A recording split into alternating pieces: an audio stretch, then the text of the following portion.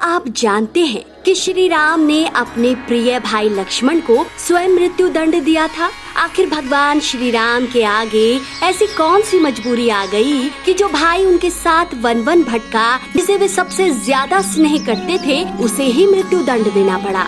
आइए जानते हैं पूरी कहानी।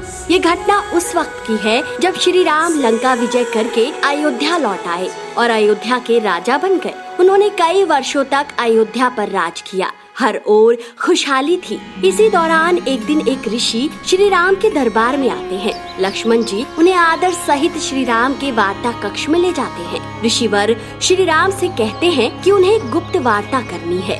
चर्चा प्रारंभ करने से पूर्व वो भगवान राम से कहते हैं कि आप जो भी प्रतिज्ञा करते हो उसे पूर्ण करते हो। मैं भी आपसे एक वचन मांगता हूँ कि जब तक मेरे और आपके बीच वार्तालाप चले तो हमारे बीच कोई नहीं आएगा, ना तो कोई हमारी बातें सुनेंगे और ना ही हमें बातें करते हुए देखेगा। अगर उसने ऐसा किया उसको आपको मृत्यु दंड देना पड़ेगा।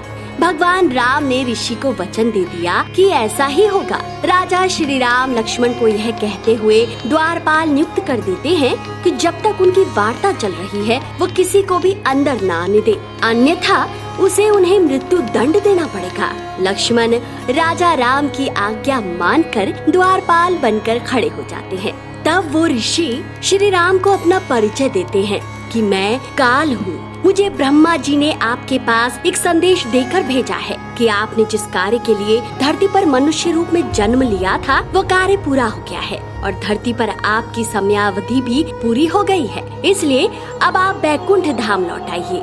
भीतर यह वार्तालाप चल ही रही थी कि तभी द्वार पर ऋषि दुर्वासा आ पहुँचे। उन्होंने तुरंत लक्ष्मण से अपने आगमन के बारे में राम को जानकारी देने के लिए कहा, लेकिन वचन में बंधे लक्ष्मण ने विनम्रता के साथ मना कर दिया। लक्ष्मण के मना करते ही दुर्वासा अत्यंत क्रोधित हो गए और उन्होंने संपूर्ण अयोध्या को श्राप देने की बात कह दी।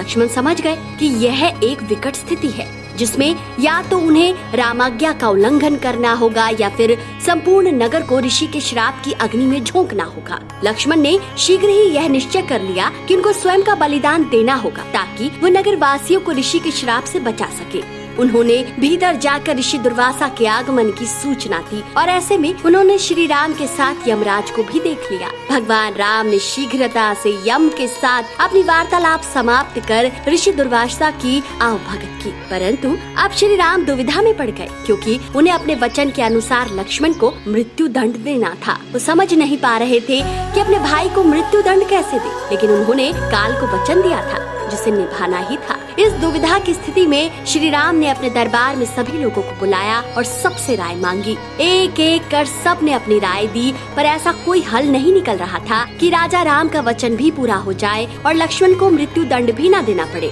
ऐसी दुविधा के समय हनुमान जी ने कहा कि शास्त्रों के अनुसार अगर किसी अपने प्रिय का त्याग कर दिया जाए तो वो त्याग उसकी मृत्यु के समान ही होता है। इस पर उनके गुरु ने भी सहमति जताई। गुरु ने राजा राम से कहा कि तुम अपने वचन का पालन करने के लिए लक्ष्मण का त्याग कर दो, लेकिन जैसे ही लक्ष्मण ने यह सुना तो वो विकल हो गए। इधर राजा श्री राम ने लक्ष्मण का त्याग कर दिया। इसे व्यथित लक्ष्मण जी ने सरयू नदी में जाकर जल समाधि ले ली और बैकुंठ धाम लौट गए। इसके कुछ समय बाद ही श्री राम ने भी अयोध्या वासियों के साथ जल समाधि ली और देवलोक लौट गए। यह सारा घटनाक्रम उन्हीं की लीला का एक हिस्सा था। दोस्तों, इस वीडियो में फिलहाल इतना ही। मिलते हैं अगले वीडियो में एक नई कहानी के साथ। अगर आपको ये वीडियो अच्छा लगा हो तो इसे लाइक और शेयर करना ना भूलें।